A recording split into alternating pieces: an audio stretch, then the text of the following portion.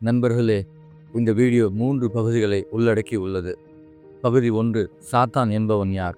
பகுதி 2, சாத்தான் உலகில் என்ன செய்து கொண்டிருக்கிறான்?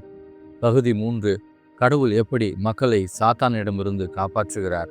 இந்த வீடியோவை முழுமையாக பார்க்கும் பொழுது சாத்தானுடைய தந்திரமும் அவனுடைய சூழ்ச்சிகளையும் தெளிவாக புரிந்து கொள்ளலாம். நம்முடைய வாழ்க்கையில் துன்பங்கள் வரும்போதெல்லாம் நாம் துவண்டு போகிறோம். கடவுளையும் கேள்வி கேட்கிறோம். ஏன் ஆண்டவரே இந்த கவலைகள், கண்ணீர் எல்லாம்? ஏன் ஆண்டவரே என்னை சோதிக்கிறீர்கள்? ஏன் நான் இந்த கஷ்டங்கள் எல்லாம் அனுபவிக்க வேண்டும்? எதற்காக நான் வேதனைப்பட வேண்டும்? உங்களை மட்டும் நானே கடவுளே நான் நம்பி இருக்கிறேன் என்றெல்லாம் கடவுளை கேள்வி கேட்பது உண்டு. நம் அனைவருக்குமே மகிழ்ச்சியான ஒரு வாழ்க்கை வாழத்தான் விருப்பம். பாவம் செய்ய விருப்பமா என்று யாரையாவது கேட்டால், எனக்கு பாவம் செய்வதற்கு விருப்பமில்லை, என்னுடைய சூழ்நிலை தான் என்னை வேதனைக்கு உள்ளாக்குகிறது, எனவே ஒருவேளை நான் பாவம் செய்யலாம் என்று கூறுவார். வாழ்க்கையை புரிந்து கொண்ட எந்த ஒரு மனிதனும் இவ்வுலக வாழ்க்கையை ஆஹா ஓஹோ என்று கூறுவது கிடையாது. பிறந்தது முதல் இறந்து மடிவது வரை போட்டி நிறைந்த உலகத்தில் சுற்றி உள்ளவர்களை பார்த்து பார்த்து நம் வாழ்க்கையை நாமே முடிவு செய்து கொள்கிறோம். நிறைவு கொண்ட ஒரு வாழ்க்கை இங்கு வாழ முடியுமா என்றால் உண்மையில் இல்லை என்றுதான் ஞானம் நிறைந்த எந்த ஒரு மனிதராக இருந்தால் கூறுவார்கள்.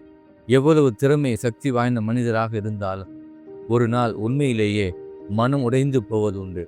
அதனால்தான் திருப்பாடல்கள் 90வது அதிகாரம் 10வது இறைவார்த்தையில், எங்கள் வாழ்நாள்கள் 70 ஆண்டுகளே, வலிமை மிகுந்தோருக்கு 80, அவற்றில் பெருமைக்கு உரியன துன்பமும் துயரமுமே, அவை விரைவில் கடந்து விடுகின்றன, நாங்களும் பறந்து விடுகின்றோம் என்று வாசிக்கிறோம். உலகத்தை படைத்த சர்வ வல்லவரான கடவுள் நம் அனைவரையும் எந்த அளவுக்கு அன்பு செய்கிறார் என்பதை விவிலியத்தை படிக்கும்போது புரிந்து கொள்கிறோம். தன் ஒரே மகனையே நமக்காக கொடுத்த கடவுள் உண்மையிலேயே சர்வ வல்லவராகவும் எல்லையற்றவராகவும் பேரன்பு கொண்டவராகவும் இருக்கிறார். தூய்மையும் பெருமகிழ்ச்சியும் வல்லமையும் நிறைந்த கடவுளாக இருக்கிறார். இவ்விதமே நம்மை அன்பு செய்யும் கடவுள் நம்முடன் இருக்க, பிறகு ஏன் கடவுளால் படைக்கப்பட்ட நாம் இப்படி வாழ்கிறோம் என்பதை தற்பொழுது புரிந்து கொள்வோம். எல்லா துன்பங்களுக்கும் காரணமான சாத்தானை பற்றி விவிலியத்தின் அடிப்படையில் புரிந்து கொள்வோம். பகுதி 1, சாத்தான் என்பவன் யார்? கடவுள் முன்னிலையில் வல்லமையாய் இருந்த தேவதூதன் சாத்தானாக அழகியாக மாறிய வரலாறு. விவிலியத்திலிருந்து 3 இறைவார்த்தைகள் மூலம் இதை புரிந்து கொள்வோம். இறைவார்த்தை 1, எசேக்கியேல் 28வது அதிகாரம் 12 முதல் 15 வரை உள்ள இறைவார்த்தைகள். நீ நிறைவின் மாதிரியாகவும் ஞானத்தின் நிறைவாகவும் அழகின் முழுமையாகவும் இருந்தாய். கடவுளின் தோட்டமாக ஏதேனில் இருந்தாய். வெளியுயர்ந்த கற்கள் உன்னை அழகுபடுத்தின. பதுமராகம், புட்பராகம், வைரம், பளிங்கு, கோமேதகம், படிக பச்சை, நீலம், மாணிக்கம், மரகதம் ஆகியவற்றை அணிந்திருந்தாய். பொன்னாடை உன் அழகை வெளிக்காட்டிற்று. நீ பிறந்த அன்றே இவை படைக்கப்பட்டு தயாரிக்கப்பெற்றன. காவல் காக்கும் கெருபு போல் உன்னை திருப்பொழிவு செய்தேன். கடவுளின் தூய மலையில் இருந்தாய். ஒளி வீசும் கற்கள் நடுவே நடந்தாய். படைக்கப்பட்ட நாளிலிருந்து உன்னில் கயமை காணப்பட்ட நாள் வரை உன் நடத்தையில் மாசின்றி இருந்தாய். இந்த இறைவார்த்தையை நாம் கவனித்தோம் என்றால், கடவுள் மிக சிறப்பான வல்லமையான ஒரு தேவதூதனை விண்ணகத்தில் படைக்கிறார். படைப்பின் நிறைவாகவும் ஞானத்திலும் அழகிலும் உயர்ந்த நிலையில் படைக்கிறார். காவல் காக்கும் கெருபு போல் உன்னை திருப்பொழிவு செய்தேன் என்பதன் மூலம் சாத்தான் விண்ணகத்தில் கடவுளுக்கு நெருக்கமான ஒரு முதல் தரமான படைப்பாக இருந்ததை புரிந்து கொள்ளலாம். நண்பர்களே, மாற்று பொருந்திய நிலையில் உயர்ந்த படைப்பாய் விண்ணகத்தில் விளங்கிய தேவதூதன் பிறகு கெட்டவனாக, அதாவது சாத்தானாக மாறினான் என்பதுதான் உண்மை. தற்பொழுது கடவுள் ஏன் முதல் தரமான தேவதூதனை விண்ணகத்திலிருந்து கீழே தள்ளினார் என்பதை புரிந்து கொள்வோம். இறைவார்த்தை 2, எசாயா 14வது அதிகாரம் 12 முதல் 15 வரை உள்ள இறைவார்த்தைகள். வைகரை புதல்வனாகிய விடிவெள்ளியே, வானத்திலிருந்து நீ விழுந்தாயே. மக்கள் இனங்களை வலிமை குன்ற செய்தவனே, வெட்டப்பட்டு தரையில் விழுந்தாயே. நான் விண்ணுலகிற்கு ஏறி செல்வேன்.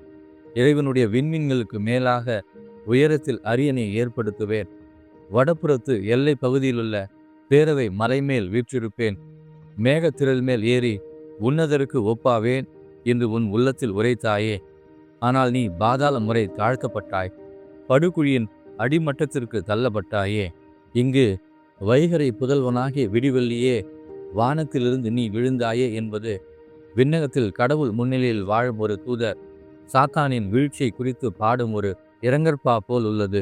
மக்களினங்களை வலிமை குன்ற செய்தவனே, வெட்டப்பட்டு தரையில் விழுந்தாயே என்பது உன்னதமான முதல் தரமான எழில் மிகுந்த தேவதூதன் கடவுளுக்கு எதிராக சீறி எழுந்தது மட்டுமல்லாமல் விண்ணகத்தில் இருந்த பெருவாரியான தேவதூதர்களின் உள்ளங்களையும் கெடுத்து கடவுளுக்கு எதிராக திரும்ப செய்ததை குறிக்கிறது.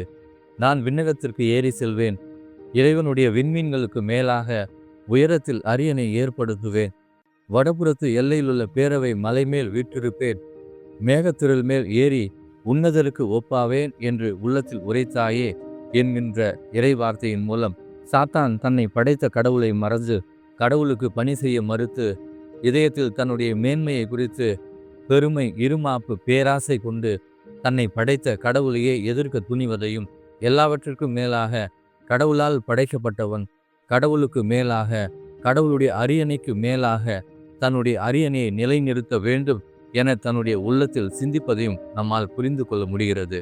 சாத்தானும் அவனை சார்ந்த தூதர்களும் கடவுளுக்கு எதிராக சீறி எழுந்து விண்ணகத்திற்கு எதிராக போர் தொடுத்ததை பார்ப்போம். இறைவார்த்தை 3 திருவெளிப்பாடு 12வது அதிகாரம் 7 முதல் 9 வரை உள்ள இறை வார்த்தைகள். பின்னர் விண்ணகத்தில் போர் மூண்டது. மிக்கேலும் அவருடைய தூதர்களும் அரக்க பாம்போடு போர் தொடுத்தார்கள். அரக்க பாம்பும் அதன் தூதர்களும் அவர்களை எதிர்த்து போரிட்டார்கள். அரக்க பாம்பு தோல்வியுற்றது. விண்ணகத்தில் அதற்கும் அதன் தூதர்களுக்கும் இடமே இல்லாது போயிற்று. அப்பெரிய அரக்க பாம்பு வெளியே தள்ளப்பட்டது. அலகை என்றும் சாத்தான் என்றும் அழைக்கப்பெற்ற அதுவே தொடக்கத்தில் தோன்றிய பாம்பு. உலகு முழுவதும் ஏமாற்றிய அது மண்ணுலகுக்கு தள்ளப்பட்டது. அதன் தூதர்களும் அதனுடன் தள்ளப்பட்டார்கள். நண்பர்களே, இந்த இறைவார்த்தையில் தன்னுடைய இதய பெருமை, பேராசை, இருமாப்பினால் சாத்தான் கடவுளுக்கு எதிராக எழுந்து போர் புரிவதையும், சாத்தான் விண்ணகத்திலிருந்து 1/3 தேவதூதர்களின் மனதையும் கடவுளுக்கு எதிராக திரும்ப வைத்ததையும், பிறகு மிக்கேல் அதிதூதருடைய தலைமையில் கடவுளுடைய படை எழ சாத்தானும் அவனுடைய தூதர்களும் தோல்வியுற்று விண்ணகத்திலிருந்து வெளியே தள்ளப்பட்டதையும் பார்க்கிறோம். விண்ணக மேன்மை இழந்த சாத்தானுக்கு இறுதியாக என்றும் அணையாத நரகத்திற்குள் செல்லப் போகிறான் என்பதுதான் இதிலிருந்து நாம் புரிந்து கொள்ள வேண்டும். தற்பொழுது சாத்தானை பற்றி 6 கருத்துக்களை புரிந்து கொள்வோம். 1. சாத்தான் விண்ணகத்தில் மிக உயர்ந்த இடத்தில் இருந்த ஒரு தேவதூதன். 2வது, தன்னுடைய உயர்ந்த மேன்மை மிகுந்த தன்மை நிமித்தம் இதயத்தில் பெருமை, இருமாப்பு, பேராசை கொள்கிறான்.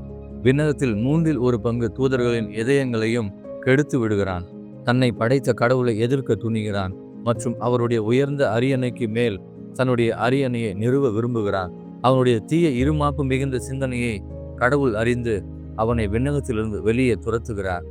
மேன்மை பொருந்தியவனாக இருந்த வல்லமையான தேவதூதன் கடவுளின் சினத்திற்கு ஆளானதால் கடவுளின் மேன்மையை முழுமையாக இழந்து சாத்தானாக, கெட்டவனாக மாறுகிறான். இதுதான் இந்த உலகம் தோன்றுவதற்கு முன் கடவுளால் படைக்கப்பட்டு உயர்ந்த படைப்பாய் விளங்கிய ஒரு தேவதூதனும் அவனை பின்பற்றிய தேவதூதர்களும் கெட்டவர்களாக, பிசாசாக மாறியதன் விவிலிய விளக்கம். இந்த சாத்தான் தான் உலகத்தின் துவக்கத்தில் ஆதாமையும் ஏவாளையும் ஏமாற்றுகிறான். அவனோடு கை கோர்த்ததினால்தான் கடவுள் ஆதாம் ஏவாளுக்கு சாபம் கொடுத்து ஆதாமையும் ஏவாளையும் ஏதேன் தோட்டத்தை விட்டு துரத்துவதையும் பார்க்கிறோம். எதை கடவுள் சாபமாக கொடுத்தாரோ அதன் அடிப்படையில்தான் ஆதாம் ஏவாள் வழி உள்ள இந்த உலகம் இன்றும் இயங்கிக் கொண்டிருக்கிறது. 2ஆம் பகுதி. தற்பொழுது சாத்தான் எப்படி செயல்படுகிறான் என்பதை பார்ப்போம். சாத்தானின் முதன்மையான குணம் ஏமாற்றுதல். எப்படி என்று பார்ப்போம். தொடக்க நூலில் கடவுள் ஆதாமுக்கும் ஏவாளுக்கும் ஒரு கட்டளை கொடுத்து, ஏதேன் தோட்டத்தில் இருக்கும் எல்லா மரத்திலிருந்தும் கனிகளை உண்ணலாம், ஆனால் நன்மை தீமை அறிவதற்கான வாழ்வின் மரத்திலிருந்து மட்டும் நீங்கள் உண்ணக்கூடாது, அப்படி உண்டால் சாகவே சாவீர்கள் என்று கூறுகிறார். அங்கு சாத்தான் ஏவாளுடன் பேசுவதை தொடக்க நூல் 3வது அதிகாரம் 1 முதல் 7 வரை படிக்கும்போது புரிந்து கொள்ளலாம். சாத்தான் பாம்பின் உருவில் தோன்றி ஏவாளிடம் சூழ்ச்சியாக, கடவுள் உங்களிடம் எல்லா மரங்களிலிருந்தும் உண்ணக்கூடாது என்றது உண்மையா என்று கேட்டது. பெண் பாம்பிடம், தோட்டத்தில் இருக்கும் மரங்களின் கனிகளை உண்ணலாம், ஆனால் தோட்டத்தின் நடுவில் உள்ள மரத்தின் கனியை உண்ணக்கூடாது, தொடவும் கூடாது, அப்படி உண்டால் சாவீர்கள் என்று கடவுள் கூறினார் என்று ஏவாள் கூறுகிறார். உடனே சாத்தான் கடவுளுடைய வார்த்தையை திரித்து கூறுவதை பார்க்கிறோம். அதாவது, சாத்தான் பெண்ணிடம், நீங்கள் சாகவே மாட்டீர்கள், ஏனெனில் நீங்கள் அதிலிருந்து உண்ணும் நாளில் உங்கள் கண்கள் திறக்கப்படும், நீங்கள் கடவுளைப் போல் நன்மை தீமை அறிவீர்கள் என்பது கடவுளுக்கு தெரியும் என்று சாத்தான் இங்கு பொய் பேசுகிறார். அந்த மரம் உண்பதற்கு சுவையாகவும் கண்களுக்கு களிப்பூட்டுவதாகவும் இருந்ததால் பெண் அதை பறித்து உண்டாள் என்றும், பிறகு ஆதாமுக்கு அப்பழத்தை கொடுத்தால் அவனும் உண்டான் என்றும் பார்க்கிறோம். இங்கு சாத்தானின் சூழ்ச்சியை புரிந்து கொள்வோம். ஆதாமையும் ஏவாளையும் ஏமாற்றுவதற்கு அவன் கையாண்ட தந்திரத்தை பார்ப்போம். 1. பொய் பேசுதல்.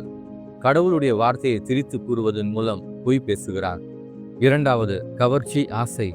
கண்களுக்கு களிப்பூட்டும் பழத்தை காண்பித்து உண்ண தூண்டுகிறான். 3. பெருமை இருமாப்பு பேராசை. பழத்தை உண்ணும் நாளில் உங்கள் கண்கள் திறக்கப்படும், கடவுளைப் போல நீங்கள் மாறுவீர்கள் என்று இதயத்தில் ஆசை வளர்க்கிறான். 4. பாவம் மற்றும் சாவை உலகிற்கு கொண்டு வருகிறான். நண்பர்களே, கடவுள் ஆதாமையும் ஏவாளையும் சாவதற்காக படைக்கவில்லை. மாறாக ஏதேன் தோட்டத்தில் மகிழ்ச்சியாக கடவுளுடைய பாதுகாப்பில் வாழ்வதற்கும் அனைத்தையும் ஆள்வதற்கும் நான் படைக்கிறார். கடவுளுடைய வார்த்தைக்கு கட்டுப்படாமல் ஆதாமும் ஏவாளும் பாவம் செய்ததினால்தான் கடவுள் ஏற்கனவே கூறியபடி சாவின் பிடியில் ஆதாமும் ஏவாளும் சிக்கிக்கொள்கின்றனர். இதன் அடிப்படையில்தான் அனைத்து மக்களினமும், அதாவது ஆதாம் ஏவாள் வழிவந்த அனைத்து மக்களினமும் சாத்தானும் அவனுடைய தூதர்களும் உலாவிக் கொண்டிருக்கும் இந்த உலகத்தில் சிக்கி தவித்து கொண்டிருக்கிறோம். இவ்வாறு பாவத்தையும் சாவையும் இந்த உலகத்தில் கொண்டு வந்தவனாக மட்டுமல்ல, இந்த உலகத்தில் பிறந்த ஒவ்வொரு மனிதனும் கடவுளிடம் மீண்டும் செல்லக்கூடாது என்பதற்காக மிக கவனமாக செயல்பட்டு கொண்டிருக்கிறான். எழில் மிகுந்த ஏதேன் தோட்டத்திலிருந்து ஆதாமையும் ஏவாளையும் விரட்டுவதற்கும் சாவின் பிடியில் சிக்க வைப்பதற்கும் அவன் எப்படி தந்திரமாக பேசி ஏமாற்றினானோ அதே போலதான் இந்த உலகத்தில் வாழும் ஒவ்வொரு மனிதனையும் வாழ்நாள் முழுவதும் ஏமாற்றி கொண்டே இருக்கிறான். இந்த உலகில் நடக்கும் அனைத்து துன்பங்கள், வேதனைகள், கொலை, கொள்ளை, பேராசை, பிரச்சனைகள், கவர்ச்சிகள், ஏமாற்று வேலைகள் அனைத்திற்கும் பின்னால் இருப்பவன் இந்த சாத்தானே. சாத்தானின் சூழ்ச்சி தந்திரத்தை ஒரு மனிதனாக எதிர்க்க முடியுமா என்றால் கண்டிப்பாக முடியாது. ஆனால் கடவுளின் துணை கொண்டு எதிர்க்க முடியும். எப்படி என்று பார்ப்போம். நண்பர்களே, இந்த வீடியோவின் 3ஆம் மற்றும் கடைசி பகுதியான கடவுள் எப்படி தம் ஒரே மகன் இயேசு கிறிஸ்து வழியாக நம் அனைவரையும் சாத்தானிடமிருந்து மீட்கிறார் என்பவற்றை அடுத்த வீடியோவில் பார்ப்போம். நன்றி.